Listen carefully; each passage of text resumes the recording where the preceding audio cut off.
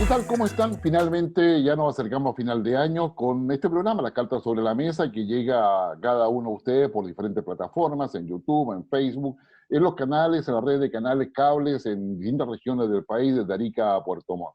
Un agrado haberles acompañado todo este año y vamos a seguir el próximo en todo caso, con nuestros panelistas que ya se han transformado en un, yo diría, icónico, diría yo, en términos donde se reúne la experiencia, la visión, el análisis, y todo lo que son argumentos para poder entender y analizar el aspecto político tanto de Chile como del mundo. Le damos la bienvenida para el día de hoy, antes de hacer la introducción, a don Jorge Tarud, que está ahí, digamos, listo para las primeras 31 de enero en el PPD, a ver cómo nos va en esa ocasión. Esperamos que bien, por Bien supuesto. nos tiene que ir, bien nos tiene que ir.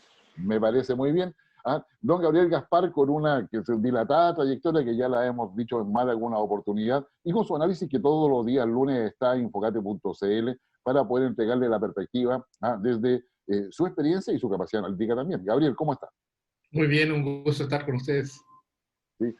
Y nuestro senador, Kenneth Pugh, de la región más ancha de todas partes, que va desde Rapa Nui, porque la otra vez me retó porque dije la de Pascua. Entonces, Rapa Nui hasta los Andes, y que ha tenido yo diría, una actividad bastante intensa, no solamente por la actividad propia del Congreso, sino por todo lo que ha sido su performance sobre la ciberseguridad, Chile Digital y muchas cosas.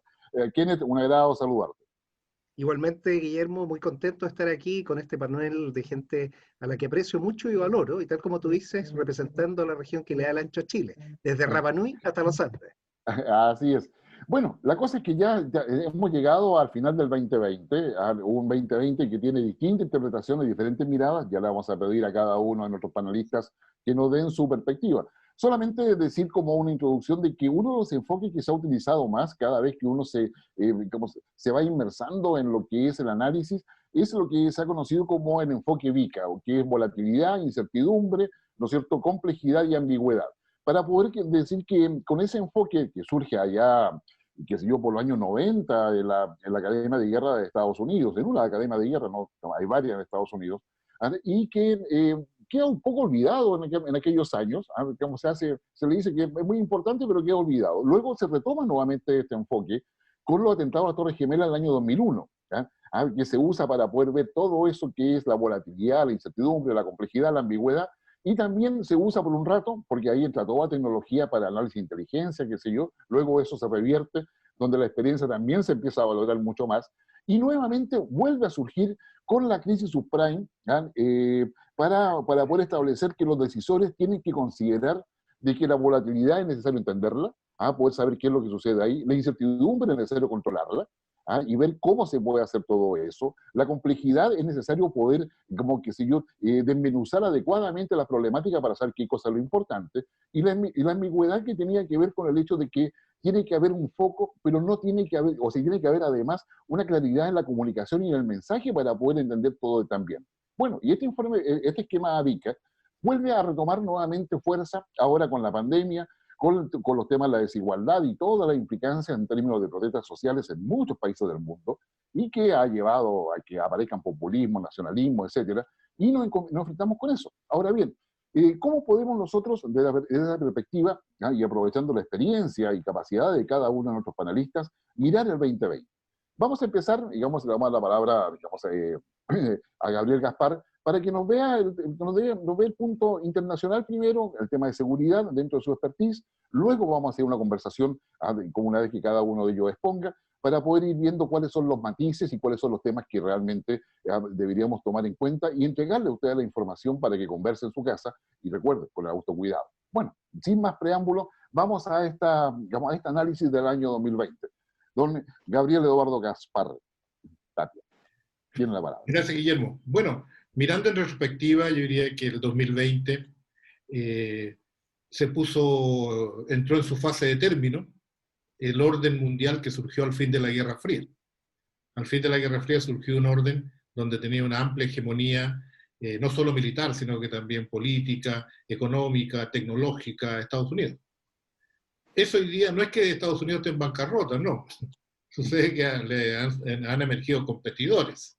El principal es la República Popular China, pero sin lugar a dudas hay otros actores, de manera que hoy día el orden mundial no lo garantiza un solo país. Que eso sea bueno o sea malo es otra cosa. Pero en definitiva estamos viviendo un mundo donde hay más competencia hegemónica, que tampoco es un periodo, un capítulo nuevo en la historia de la humanidad. Siempre ha habido competencia entre las potencias. En algunos momentos, un grupo de ellas tiene el poder para poder implantar las normas para todos, ¿no? Pero en este caso, yo quisiera también aclarar que no es como algunos dicen una guerra comercial, ¿no?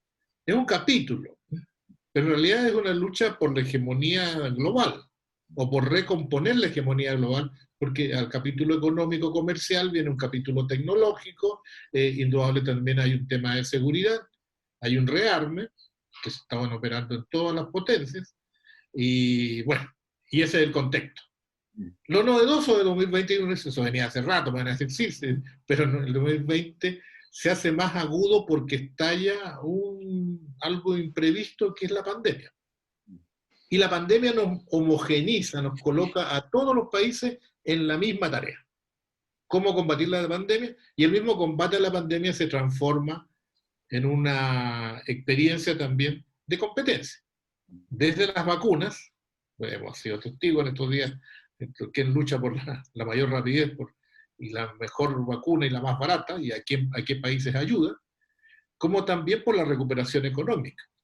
Yo diría que esas son las dos grandes tendencias que marcan el 2020, con un dato interesante, que cada vez más, siempre se ha dicho en los últimos años que los problemas internacionales se transforman en problemas domésticos. Y viceversa, los problemas domésticos tienen vinculación con lo internacional. La pandemia y todos sus derivados es uno de ellos. Y nadie puede negar de que la reactivación económica, por ejemplo, la necesidad de la reactivación económica y la necesidad de combatir la pandemia y cómo nos va a todos y cada uno, son los ejes que cruzan hoy día a todos los habitantes del planeta. Y en especial en América Latina. ¿Por qué? Porque en estos últimos meses es la que nos ha tocado el lado oscuro de la luna, digamos, en materia de la pandemia, como todos los podemos asegurar. Dos cositas finales. Uno, yo creo que el hecho más importante es el cambio de presidente en Estados Unidos, que se verificará los primeros días del 2021, el ascenso de Biden y sobre todo el fin de la era Trump, que yo creo que va a dar para muchas razones, pero en definitiva, sin lugar a dudas, que no va a pasar inadvertido en la historia norteamericana. Lo segundo, es una referencia a América Latina. La pandemia en América Latina no solo desnudó la pobreza y la desigualdad existente, sino que también la acrecentó. Coloquemos puro dato nomás. En Argentina hoy día hay un 40% de pobreza, y a lo mejor me quedo corto. Y una amenaza de devaluación que no es nueva en Argentina, pero que va a ser macabra si es que llega a operarse. Entonces, la pandemia nos ha hecho más pobres, nos ha hecho más vulnerables, pero también ha enfurecido a las sociedades. Y en Perú, por ejemplo, la rabia que hay contra el expresidente Vizcarra, que prometió en reiteradas ocasiones que ya habían comprado 30 millones de vacunas y que iban a empezar a vacunarse en diciembre, y hoy día no hay ninguna. Entonces eso genera más desconfianza en la población, en las autoridades, y eso que vivimos qué sé yo, el nuevo gobierno de Lucho Arce en Bolivia está destapando una serie de escándalos en compra de insumos médicos que se hicieron en el gobierno anterior. En fin, hay aquí un proceso también de molestia, malestar de las sociedades latinoamericanas que amenazan la estabilidad, hay que decirlo de frente. Y eso también va a ser probablemente algo que volveremos después, y con esto termino, rasgos del 2021. Efectivamente, yo creo que, digamos, muchas gracias por esa contextualización y eso, colocar los puntos respecto a aquellos temas que efectivamente a todos nos preocupan y son relevantes. Pero a nivel nacional han pasado también muchas cosas y eso se lo hemos encargado qué sé yo, a nuestro diputado y embajador, qué sé yo, con una amplia experiencia política de nuestro país, a don Jorge Tarú. ¿Cómo se ve, cómo se analiza el 2020 en la política chilena, Jorge? Bueno, Guillermo, yo creo que el año 2020 no lo vamos a olvidar nunca en nuestras vidas. En primer lugar, ¿no es cierto?, el estallido social, que fue un hecho muy fuerte, con mucha violencia, hay que decirlo. Ciertamente que el malestar, el descontento, yo lo venía sintiendo hace muchos años en mi labor como parlamentario.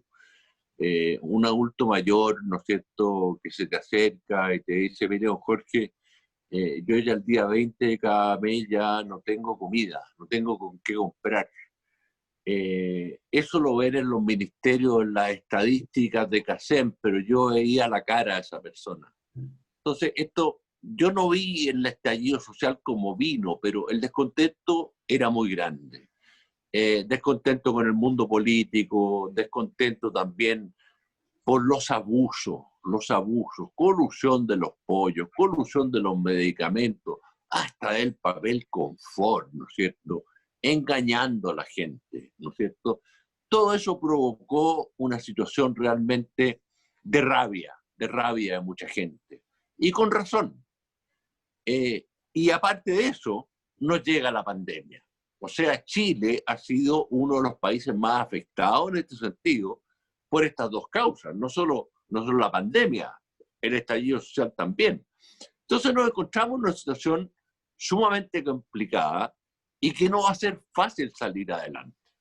Los requerimientos son muchos.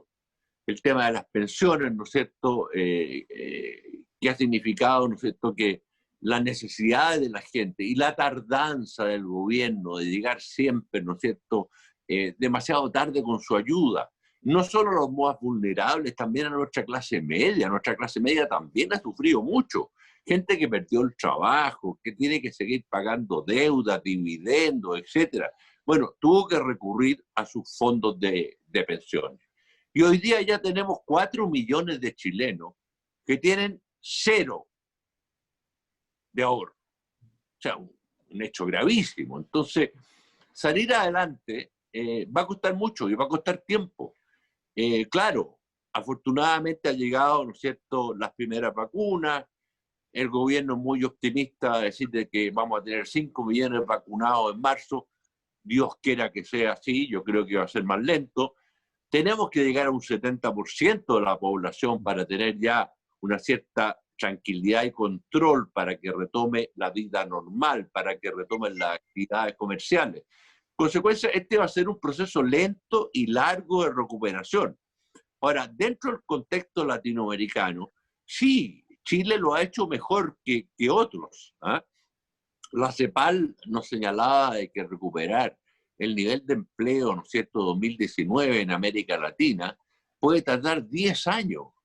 Y 10 años, por Dios que es largo. Entonces, nosotros tenemos que hacer, ¿no es cierto?, una planificación, un plan de gobierno que sea realista, que sea factible, que sea realizable, que sea sin populismo, ¿ya? Y también creo que vamos a requerir unidad, porque sin unidad no vamos a salir adelante.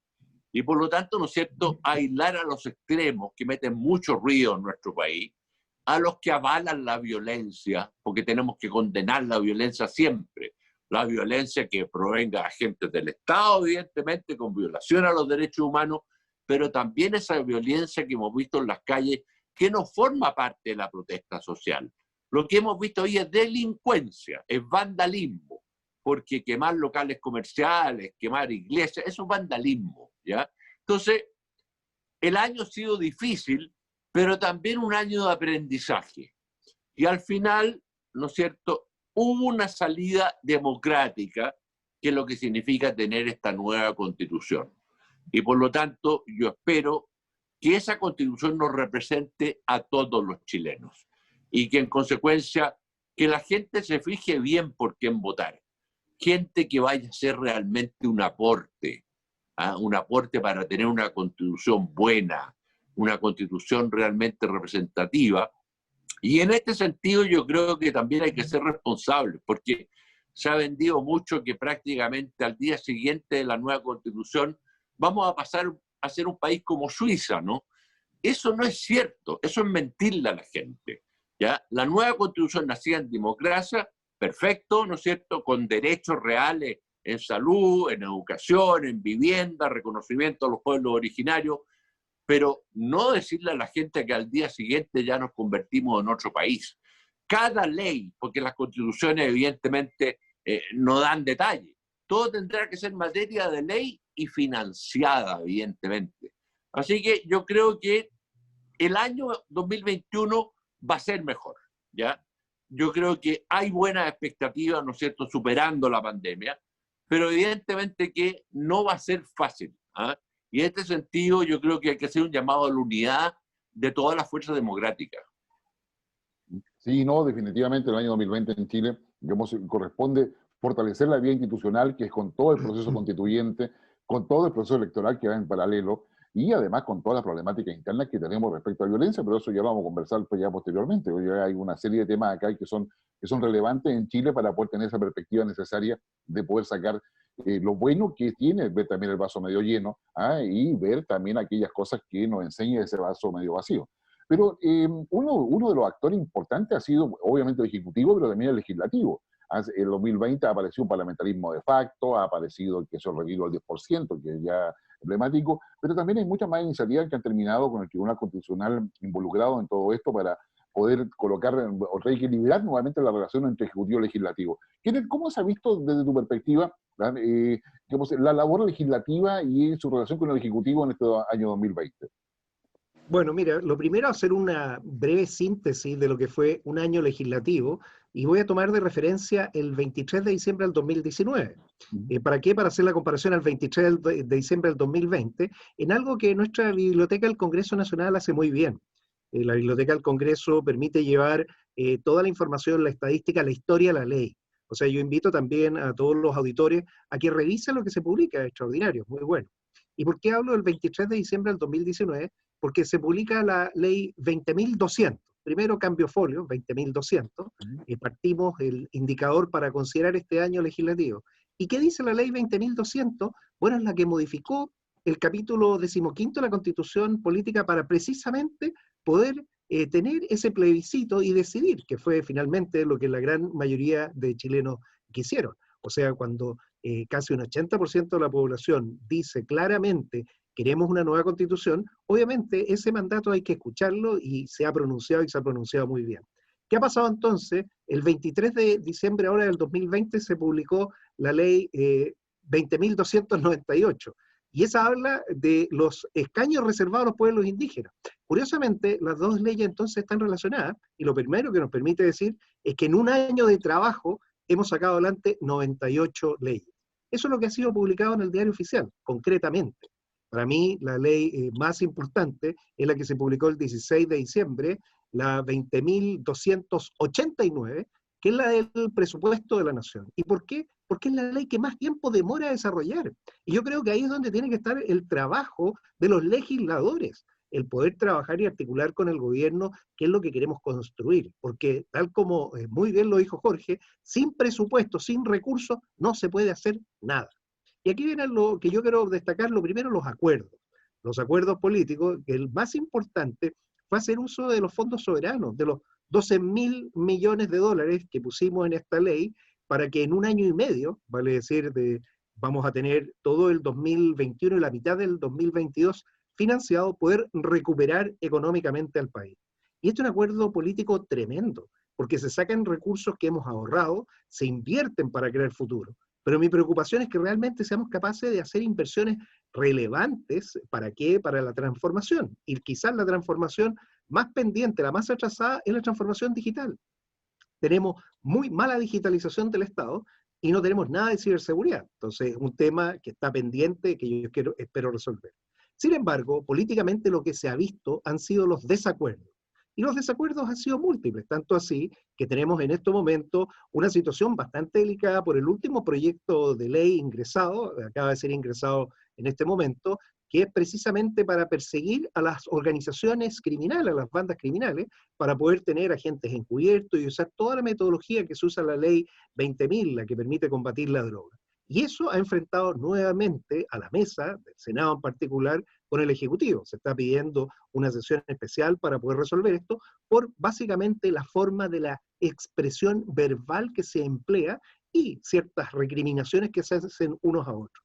Entonces aquí es donde también entra la parte más pequeña. Yo creo que muchos de los problemas que se han producido ha sido no entender la gravedad del problema que tenemos que enfrentar juntos. Una crisis que afecta a la humanidad sanitaria, esta pandemia gigantesca, una crisis económica que tiene a todo el mundo complicadísimo y una crisis social que hay que conducirla. Las crisis sociales se conducen, las pandemias se controlan y las economías se recuperan. Pero si no se conduce, la crisis social puede llevar a la destrucción de todo. Entonces, ahí es donde tenemos que poner los ejes de la atención. Y esto de conducir una crisis social no es un tema de seguridad, al contrario, dice mucha razón o relación con los 12.000 millones de dólares que dijimos que queremos poner para mejorar la situación. Dice mucho cómo se va a redactar esa nueva constitución. Dice mucho los nuevos liderazgos que tienen que emerger. Entonces, políticamente tenemos al Parlamento, que obviamente la oposición en mayoría ha ejecutado algunas acciones. La más notable, quizá yo diría de todas, ya lo has mencionado, fue este caso puntual del retiro del 10%, que fue el quiebre más grande de la coalición de gobierno en Chile Vamos. ¿Por qué? Porque efectivamente el primer retiro salió con mucho más de 2/3. O sea, cuando un 70 y tantos % está aprobando, esa es una decisión mayoritaria validada completamente.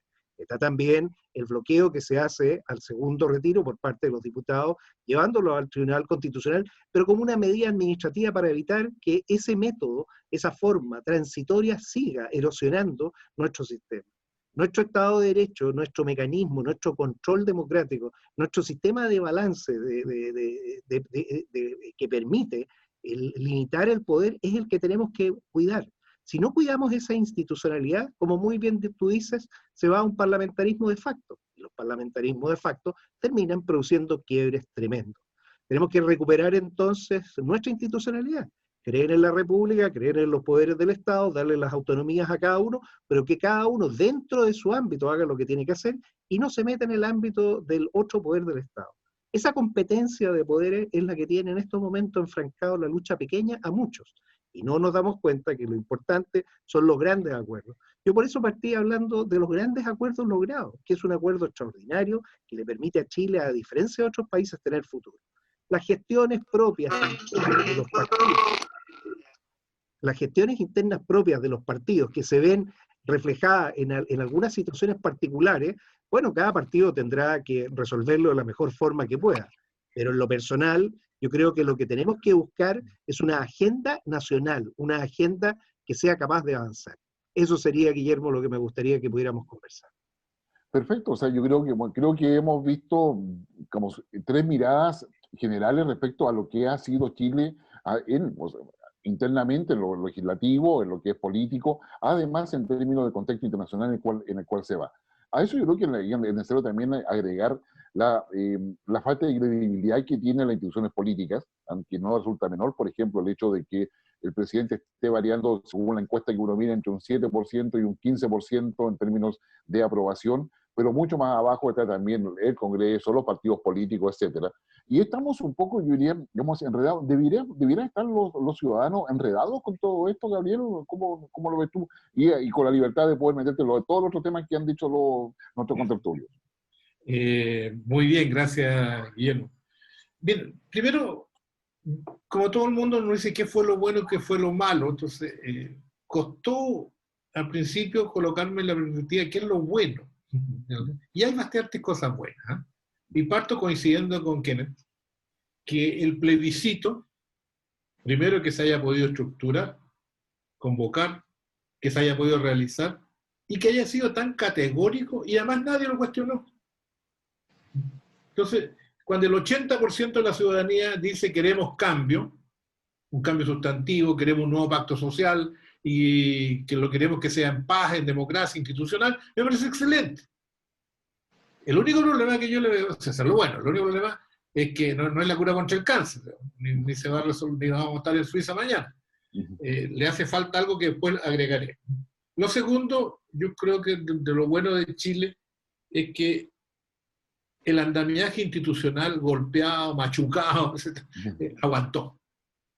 Porque los golpes que recibió el andamiaje institucional, algunos autodados, ¿eh?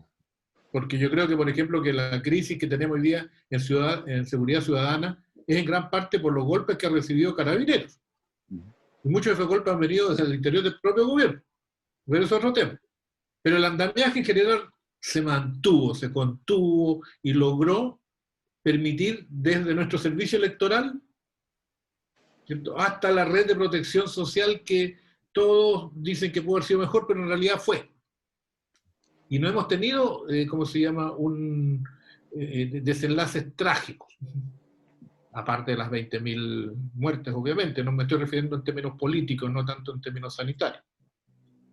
Otra cosa positiva, yo diría, es que todos conocemos, y es una experiencia de todo el mundo, la cantidad de esfuerzos personales y familiares por reinventarse. Y la cantidad de microempresas, de servicios, de producción, de alimentos que han surgido, que da muestra de una voluntad de sobrevivencia y no solo de estirar la mano y pedir un bono. Que a veces algunos sectores a la abuelita van a quedárselo, sin lugar a dudas. Pero la mejor manera de combatir el desempleo es creando empleo. Y para eso el Estado tiene que apoyar el emprendimiento familiar. Y hemos sido testigos de mucho de eso. Coincidiendo con Kenneth que nos falta mucho, pero creo que lo cuarto bueno es que se aceleró la necesidad de la digitalización del país. Y eso, algunas cosas yo creo que llegaron para quedarse.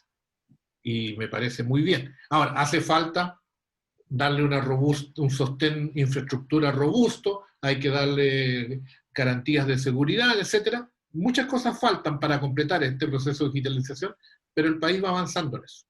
Y eso me parece positivo. Ahora, lo complemento, eso es la parte positiva. ¿Para qué agregar los males, digamos, si ya lo hemos mencionado todo? Hay dos cosas que faltan, diría yo, porque de aquí a que se dé la nueva constitución van a pasar un par de años. De aquí a que termine, ¿cómo se llama?, de redactarse la nueva constitución y después va a pasar muchos meses. El país necesita, antes que eso, antes que el pacto social, necesita un pacto nacional, un programa nacional de reconstrucción, con énfasis en la reconstrucción económica que dé empleo y dinamice el crecimiento, y al mismo tiempo que respalde financieramente los esfuerzos sanitarios. Eso lo requerimos hoy día. Me alegra, ¿cierto?, que el presupuesto en gran parte esté destinado para allá, pero hay que decirle que este presupuesto no va a las grandes empresas, que siempre son las que están disponibles y nosotros generamos empleo. No, el empleo lo genera la pequeña y mediana empresa. Que estos recursos vayan para las regiones, particularmente para las extremas, y que vayan a medidas que permitan elevar la productividad de todos. Lo que ya hemos comentado, que financie puertos, ferrocarriles, aeropuertos, construcción de viviendas, porque eso genera empleo, genera bienestar y al mismo tiempo crea condiciones para que nuestros productos tengan mayor competitividad a escala global. Lo último, que para todo esto se requiere seguridad. Y desgraciadamente, sobre todo en las grandes ciudades, y la región metropolitana es un ejemplo de ello, en los últimos días hemos sido testigos de algo que se transforma en una normalidad. El aumento de asaltos de bandas armadas. Y esto, yo aquí me permito una crítica. Esto es como cuando hay un problema y dice, sale una autoridad local, pero voy a presentar una querella contra los que resulten culpables. Entonces sabemos que eso no va a resultar nunca, que se va a archivar. Entonces hoy día decir, hay un problema, voy a presentar un proyecto de ley.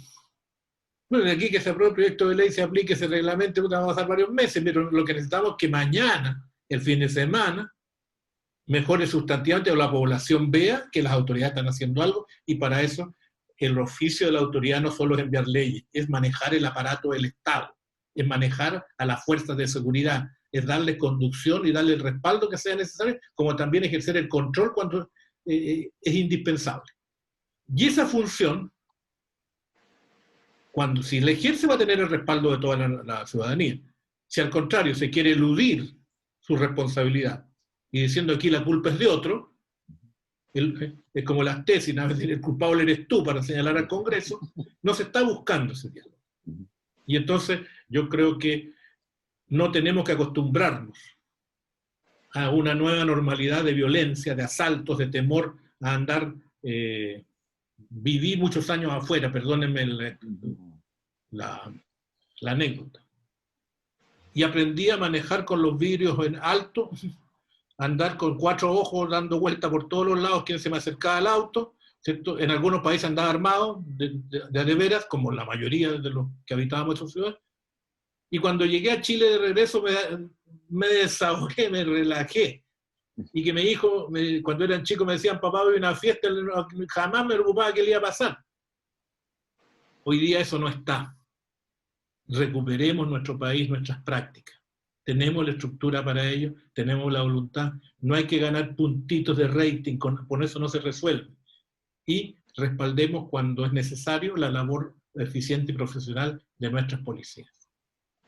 No, gracias, Gabriel. La verdad es que hay mucho que hacer y mucho que decir. O sea, bueno, no, nos queda todavía, estamos tomando un poco, vamos a hacer una pequeña pausa y luego regresamos, pero acá se requieren políticas públicas eficientes, una buena gestión de gobierno, se requiere mirar a futuro, y yo diría, digamos, con una mirada en el cambio en la matriz productiva de Chile, para poder adecuarnos a lo que viene, como lo que viene en el futuro. Pero esto también merece una serie de comentarios. Nosotros vamos a ir a una pausa, vamos a volver con Jorge para poder mirar, para tener, digamos, esa otra mirada y ir complementando luego con Kenneth a este resumen y esta evaluación del 2020, que está mucho más asociado al análisis para que usted converse en su casa. Vea que también las cosas se pueden ver desde otra perspectiva, sin dejar de lado la realidad ni cosas parecidas ni maquillarla. Agradecemos a Auro, que está de Arica a Punta Arenas, con todo lo que es el negocio de compra-venta de oro, un oro que cada vez es más relevante, y siempre lo ha sido en realidad desde muchos siglos a la fecha. Usted puede hacerlo en auros.cl, y si quiere viajar con Totus, va a ser una experiencia formidable en todas las maletas y todos los artículos que tiene para ese viaje. Y, por supuesto, agradecemos a todas las redes de cable a nivel nacional que nos transmiten nuestro programa. Nosotros vamos a una pausa y volvemos de inmediato. No se vayan.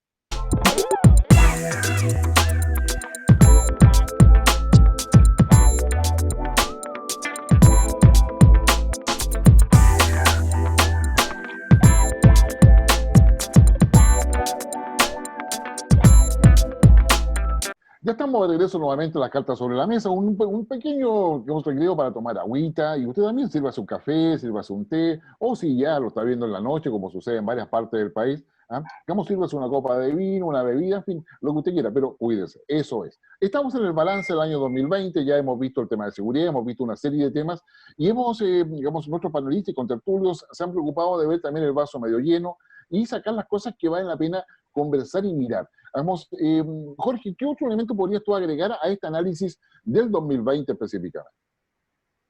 Bueno, mira, dentro de este análisis del 2020 es muy importante que Chile reactive lo que es su red internacional, y muy fuerte. Bueno, tenemos nuevas condiciones en Europa, con el Brexit, el Reino Unido llegó a un acuerdo, afortunadamente. Ahora nosotros por separado ya tenemos un acuerdo con el Reino Unido. Tenemos que reactivar fuertemente, ¿no es cierto?, nuestras exportaciones. Reactivar lo que significa dar confianza, que Chile es un país confiable, ¿ya? Se han cometido muchos errores en política exterior que nos han costado caro, porque nos costó mucho recuperar nuestra imagen desde la dictadura, y por lo tanto trabajamos transversalmente en política exterior de forma muy unida, pero lamentablemente todos estos errores que se han cometido han causado desconfianza en la comunidad internacional de cuál es la actitud que asume Chile. Por ejemplo, si Chile dice que apoya el pacto migratorio y 48 horas antes se retira, ya queda un sabor, bueno, ¿qué está pasando en Chile?, ¿no es cierto? Y varios otros aspectos. Entonces, no podemos perder la confianza en el mundo, que somos un país estable, y además que el proceso constitucional genera cierta incertidumbre en el mundo exterior, ¿ya? Y eso no se hace mandando una carta como que por decreto esto ya se solucionó. Eso es un error gravísimo. Ahí hay que hacer, ¿no es cierto?, un trabajo de medios de comunicación en el exterior, embajadores muy activos, ¿no es cierto?, en conexión con los medios de prensa, con los parlamentos del mundo, etcétera, etcétera. Hay que hacer un trabajo exterior potente para que se recupere la confianza, para que vuelva fuertemente, ¿no es cierto?, la inversión extranjera en nuestro país y generar trabajo. Entonces, ahí yo creo que tenemos una misión extraordinariamente importante, lo que significa este instrumento valioso que significa la política exterior. Política exterior comercial, pero también, ¿no es cierto?, política. Porque lamentablemente en nuestro país hay algunos que hacen política exterior por afinidad política. Ese es un tremendo error. Y se los dice alguien que fue embajador en una monarquía como Arabia Saudita, después estuvo en gobierno de derecha en Australia y después tuvo un gobierno comunista en China. Con los tres mantuvo excelentes relaciones. ¿Por qué? Porque los intereses son de Estado. Se toman decisiones de Estado. Nunca se actúa por afinidad política. Y los que actúan por afinidad política, solo les recuerdo lo siguiente. Fueron a apoyar a Toledo, a Perú. ¿Quién preparó la demanda en contra de Chile? Toledo. Fueron a apoyar a García, a Perú. ¿Quién nos demandó en La Haya? García. No, son intereses de Estado y punto. Y por lo tanto tenemos que trabajar con gobiernos de derecha, con gobiernos de izquierda y echarle para adelante. Y reitero, con mucha unidad, ojalá que se devuelva ese espíritu que había en el mundo político y en el Parlamento, de que trabajábamos de forma muy unitaria por Chile en el exterior, defendiendo nuestros intereses, pero también promocionando al país como un país confiable. Yo creo que ese es un desafío tremendo por la incertidumbre que va a generar, ¿no es cierto?, la nueva Constitución, porque inversionistas se van a preguntar, bueno, ¿qué pasa con la inversión extranjera? Entonces, ahí muchos dirán, nuevos inversionistas, no los que ya conocen Chile, mire, primero tenga su Constitución lista y ahí veré si invierto. Quiero saber primero qué pasa con el capital, si podré repartir intereses, capital, etcétera. Hay cierta incertidumbre que en la comunidad internacional tenemos que clarificarle muy claramente y con un trabajo muy claro, político, diplomático. Y efectivamente creo que una cosa que uno rescata en 2020 es que finalmente el programa propuesto por Chile Vamos, y particularmente por el presidente Piñera, quedó sometido no solamente a lo que pasa el 18 de octubre del 2019, sino que particularmente a la pandemia. Digamos, y se transforma en un gobierno que tiene que administrar una crisis, conducirla, orientarla, etcétera. Y hay, bueno, hay una serie de opiniones a ese respecto, pero finalmente yo creo que acá es fundamental no caer digamos, en que Chile sale por un buen programa de gobierno. Acá se requiere una estrategia de Estado de más largo plazo que pueda hacer garantía respecto para atraer la inversión. ¿Cómo lo ves tú, Kenneth, en todo este panorama del 2020?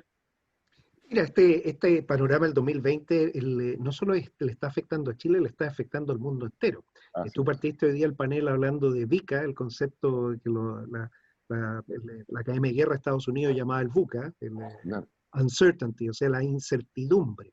La incertidumbre es quizás la constante en estos momentos y a todos los presidentes les ha costado entender cómo salir adelante. O sea, nadie tiene la bola de cristal.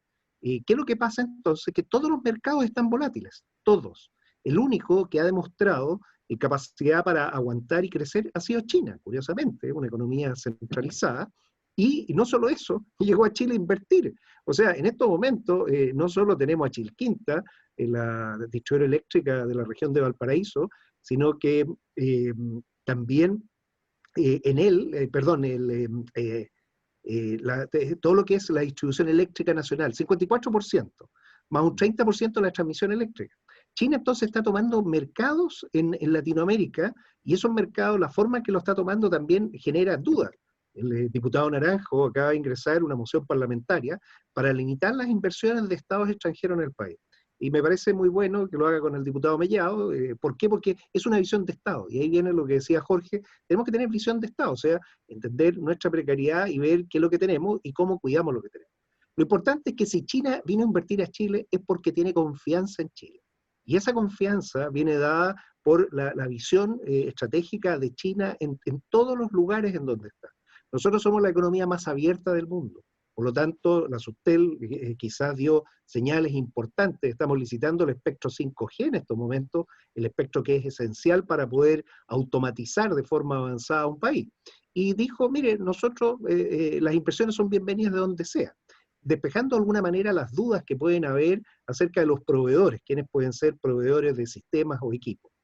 Pero, nuevamente, mucha gente, y aquí están los inversionistas que no son tan de espaldas tan grandes, actores estatales o las grandes transnacionales, que están tomando posiciones quizás un poco más conservadoras, porque esta volatilidad que está sometida al mundo es muy grande. Y es por eso que las decisiones de salidas, por ejemplo, de ciertos lugares, porque para que entrara China tuvieron que salir los españoles, por ejemplo, ha sido una fórmula de buscar balances y equilibrio. Está también el tema de la salida del Reino Unido de la Unión Europea. Eso también genera una inestabilidad no menor.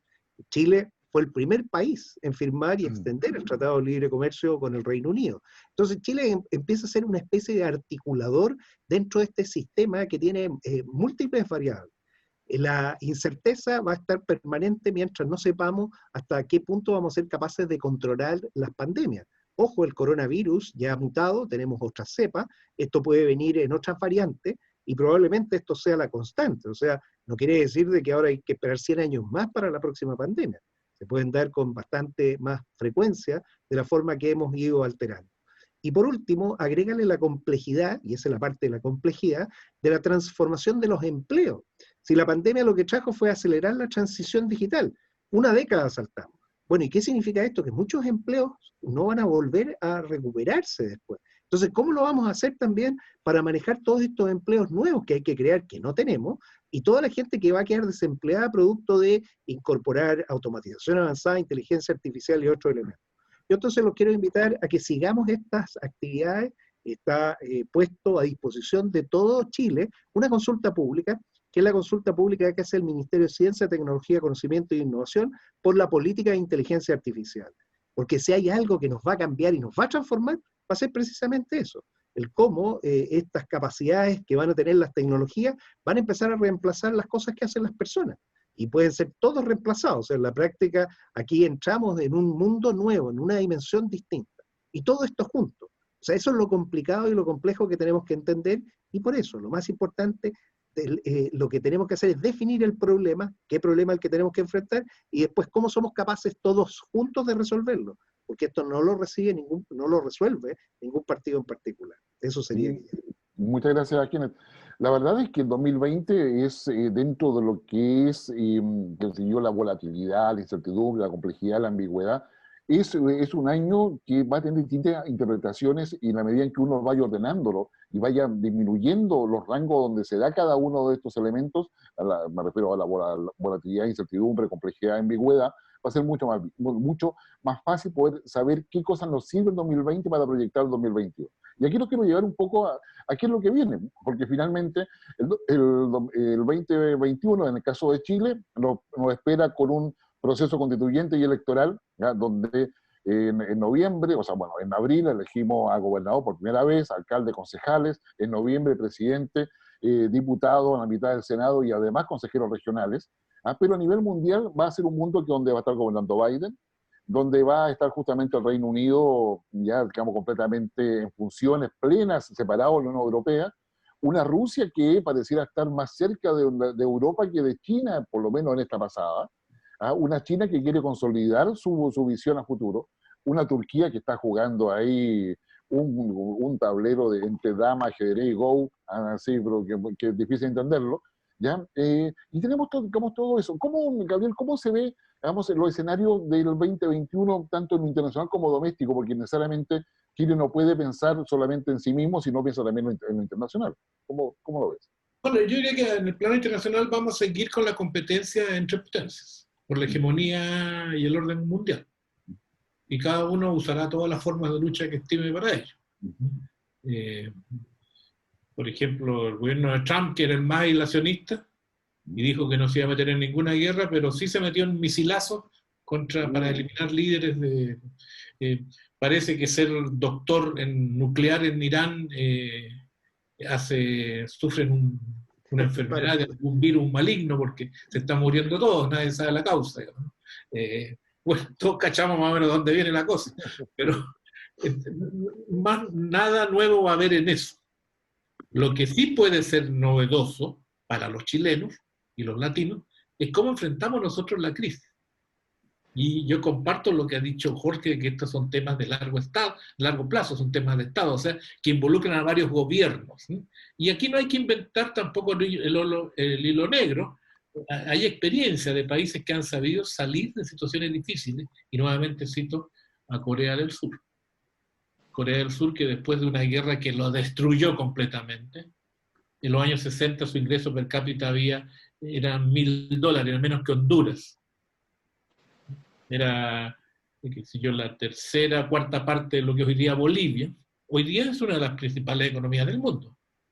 Desarrolló una estrategia de desarrollo, ¿listo?, que la programó en varios años, por tanto que involucraba a varios gobiernos, a periodos de gobierno, y al mismo tiempo hizo una énfasis en tecnología y en recursos humanos, y en la formación de nuevos recursos. No le temió, no le tuvo miedo al desafío. Con la misma fuerza nos dice, Kenneth nos recuerda. ¿Y qué pasa con aquella persona, incluido nosotros? Por ejemplo, yo a veces no tengo toda la pericia en la aptitud tecnológica para estar al día de tanta innovación. Me asesoro lo mejor que puedo, pero hay mucha gente que no la tiene. Entonces hay que brindársela. Esa gente está buscando, por ejemplo, muchos de estos emprendimientos. Que son en servicio, a lo mejor no son muy calificados, a lo mejor no generan tanto valor agregado, pero sí le dan empleo al que lo propone. Y eso por lo menos elimina un subsidio. Eso es entonces, una política de largo plazo que incentive capital humano, tecnología, ¿cierto?, que se preocupe de dar las garantías para que con equidad todo el que quiere invertir en Chile y respetando nuestra normativa, desde jurídica hasta medioambiental, lo recibiremos con mucho gusto, y también le pondremos un ferro parelé a los intentos de lavado que también deben provenir de algunos paraísos fiscales, para lo cual hay que hacer transparencia. Y sería bueno, para empezar, que todas las autoridades, todas, no tuvieran capitales en paraísos fiscales. Por ejemplo. O fideicomisos que al final terminan participando por allá. Ya hay que darle plena autoridad y autonomía a la unidad de análisis financiero, a la inteligencia financiera del Ministerio de Hacienda, para que fiscalice eso.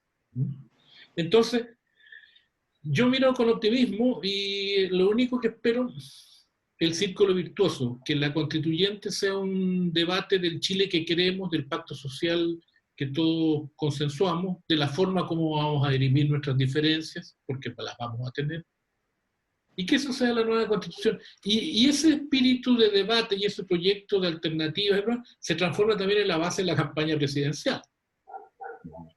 Que las campañas sean más que un perfilar personajes y perfiles, sea perfilar propuestas de país. Y que haya un círculo virtuoso entre el largo plazo que se discute en la constituyente, con las tareas de lo inmediato que plantea todo programa de gobierno. Ese es el círculo virtuoso. A lo mejor el diablo mete la cola y sale otra cosa, pero bueno, eso ya no depende de eso. Esperemos que no sea así. Jorge, ya nos quedan pocos minutos, igualmente. ¿Cómo ven el 2021? Yo sé que ustedes están con tiempo más acotado. Jorge. Mira, bueno, reiterar de que la unidad es esencial para salir adelante, ¿ah? Yo creo que un próximo gobierno va a tener que incluir gente, ¿no es cierto?, que piense en forma diversa, pero que tenga la expertise, que tenga la fuerza, que esté fogueado en los temas para salir adelante. Y si vamos a seguir en esta política de trinchera que vemos en los noticieros de televisión, la verdad es que ahí no tenemos ningún destino. Con esto, algunos diputados, además, que yo los admiro muchísimo porque son expertos en todo. Son fantásticos, ¿eh? Opinan de todo, son expertos. Yo no soy experto en todo, francamente. Claro, manejo muchos temas, pero le consulto a especialistas cuando hay temas tan específicos. Pero los que salen en las cuñas de televisión son realmente gente admirable, ¿eh? sacaron un 1% de votación, o sea, ellos piensan que también tienen un gran respaldo popular para decir lo que dicen. A ver, un poco de humor, pero es cierto lo que está pasando, es cierto lo que estamos viendo. Y también reitero, hay una responsabilidad de los medios de comunicación también, porque algunos programas para hacer noticia invitan a esta gente porque son polémicos, porque son agresivos, porque el programa que lo invitan va a generar noticias. No, yo no veo a la Deutsche Welle o a la RAI o a la BBC haciendo este tipo de cosas. Unidad es esencial para salir adelante, lo reitero. Y también aislar a los violentistas, aislar a los que no han condenado la violencia en forma categórica, sino que han sido bien ambiguos en esto. No, señor. Violencia no, provenga de donde provenga, y yo creo que vamos a salir adelante, porque en definitiva yo creo en la madurez de las chilenas y chilenos. Lo que desea la gente, ¿no es cierto?, es avanzar en paz, en tranquilidad, ¿no es cierto? Y además, algo muy importante para el mundo político, recuperar la confianza de la ciudadanía, porque esa se ha perdido. La gente hoy día no le cree a nadie. Y eso es transversal del mundo político. Efectivamente. ¿Cómo lo ves tú este desafío 2021 que finalmente tenemos que asumir? Mira, lo primero es que ojalá el 2021 dejemos la encuesta al lado, no busquemos los likes y no andemos viendo el rating.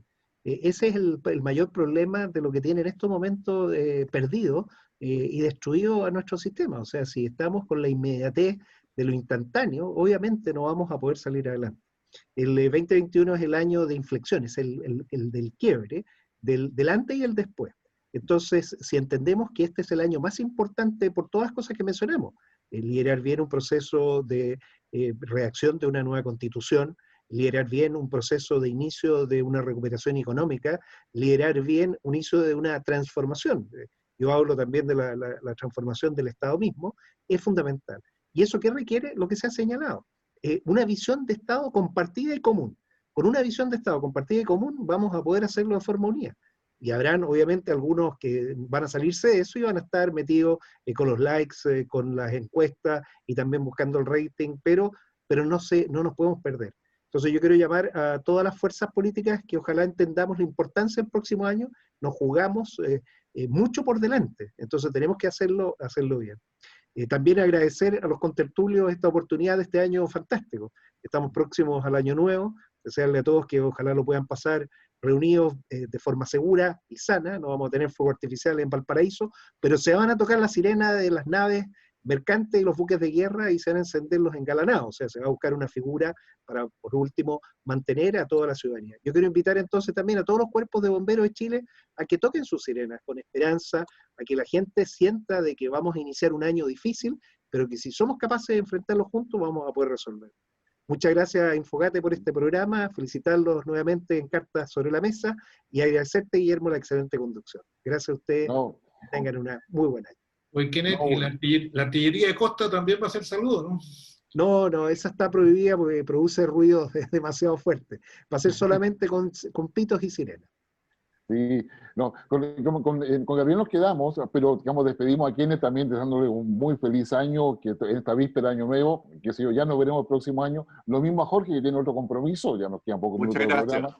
Así que Jorge, un gran abrazo, digamos, que sé yo, así que nos veremos ya el próximo año, pues así que lo pasen muy bien. Hasta el próximo año. Muchas felicidades para todos. Felicidades a todos. Muchas gracias. Muchas gracias. Gabriel, nos toca cerrar el año 2020. ¿Qué sé yo, ¿cómo lo podríamos cerrar, digamos, adecuadamente? O sea, digamos, tú tienes una larga trayectoria, así que yo sé que nunca, que yo te he escuchado más de algún brindis de cierre de alguna actividad o algún discurso de cierre de actividad. Bueno, yo diría algo muy sencillo. Este fue un año maluco, como se dice en América Latina, ¿no? No hay que leer. Inolvidable, el año que estuvimos en cuarentena, el año en que estuvimos en toque de queda y estado de excepción, el año en que murieron 20.000, o sea, realmente un año malo. O sea, no hay que... Hubo que buscar cosas buenas, porque no todo es malo, pero Más encima estamos casi eliminados del Mundial, hay que hacer una contraofensiva muy poderosa, ojalá. Pero bueno, ¿qué nos deja? Yo diría que es el año en que se cerró el ciclo que se habló en Chile en marzo de 1990, que fue el ciclo del inicio de la transición democrática. La transición se acabó en algún momento. ¿Cuándo se acabó la transición? Lo dirán los historiadores. Cuando se disolvió la Concertación, cuando se murió Pinochet, a saber. Habrá muchos criterios, pero lo cierto es que hoy día ya no estamos en transición porque hay un nuevo sistema. La transición, en términos de ciencia política, es la coexistencia de elementos de un viejo sistema con elementos de uno nuevo hasta que se instala uno nuevo. Y nosotros durante mucho tiempo tuvimos, por ejemplo, voto universal, nuevo tema, con senadores designados, viejo tema. Teníamos autoridades elegidas democráticamente versus inamovilidad de los comandantes en jefe.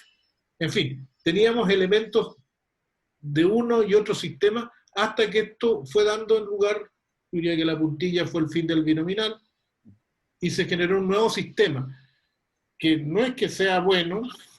Se nos va Jorge. Chao, Jorge. Chao. Entonces, la transición, el 2020 se cerró la transición. Y emerge un mundo en el que uno puede decir hay mucha incertidumbre del punto de vista de los actores políticos, pero me atrevo a decir que hay una gran certidumbre de lo que la sociedad espera. La sociedad espera, primero lo que se señalaba del plebiscito, espera que tengamos un cambio profundo en las reglas del juego, que emparejemos la cancha y que todo esto sea pacífico y sea, ¿cómo se llama?, institucional. Eso es lo que la sociedad espera, y también espera renovación de sus élites y que haya transparencia. Que venía de antes, pero se hace absolutamente categórico en estos últimos años y meses. Entonces, estamos iniciando un nuevo ciclo, digamos, no sé cómo lo llamaremos, refundación de la República, el mundo de la pospandemia, en fin, habrán muchos títulos que ponerle. Pero el país va a continuar. La República, espero yo, se va a profundizar, se va a enraizar más. Soy optimista, en ese sentido soy idealista. Dentro de mi realismo implacable, uno siempre se permite tener alguna voluntad de victoria, ¿cierto? Una luz al final del camino. Así que, por lo mismo, yo te deseo a ti, Guillermo, y a todos los amigos del programa que han hecho posible esto, a nuestros telespectadores, que miremos con confianza el futuro. Sí, yo también abracemos a la familia y digámosle, viene algo mejor. Depende de nosotros. Así es. Depende de nosotros conversar, depende de nosotros conversar, dialogar, porque si queremos buscar las palabras que deberíamos conversar, ¿sobre qué palabras? Tomando lo que dice Gabriel, si vemos en los temas de desarrollo del país, necesitamos que las palabras sean flexibilidad, adaptación, resiliencia e innovación, por nombrar 4. Pienso sobre esas palabras. Pero si pensamos desde el punto de vista político, necesitamos que las palabras sean confianza, sean credibilidad, que sean fraternidad, si me permiten. O sea, vale decir, tenemos que reencontrarnos como sociedad. Pensando porque lo que se vamos a construir tiene que ser, y bien lo decía Gabriel, desde el ciudadano hacia arriba, no desde quienes están en el poder hacia abajo. Escuchar a la ciudadanía es fundamental, eso quedó en evidencia el 25 de octubre. Y, digamos, quizás la palabra más importante es la ética. Y la ética se define por el bien común. Pero el bien común se define por todas esas palabras. Así que, junto con Gabriel, los invitamos a que ustedes conversen, dialoguen, sobre todo lo que hemos dicho en este programa. Hemos sido capaces de ver el vaso medio lleno, sabiendo que también hay muchas cosas en el vaso medio vacío, y esa es la responsabilidad ciudadana de cada uno de nosotros, construir. Gabriel, un gran abrazo, ya como en la previa del año nuevo, nos veremos el próximo año, y esperemos que el rebrote no sea tan potente como se espera.